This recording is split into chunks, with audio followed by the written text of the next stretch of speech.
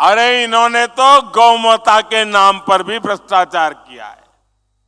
जिन्होंने गोबर तक को नहीं छोड़ा, उन्होंने क्या क्या नहीं किया।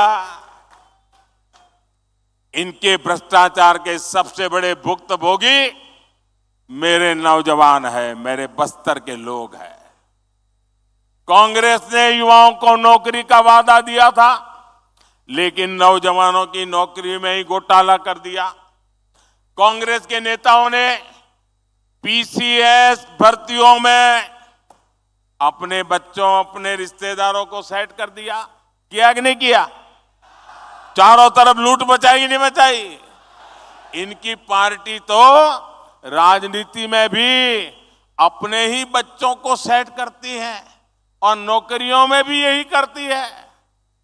छत्तीसगढ़ के लाखों परिवारों, आदिवासी, पिछड़े परिवार के बच्चों से कांग्रेस ने नौकरियां छीन ली है, आपका अधिकार छीन लिया है।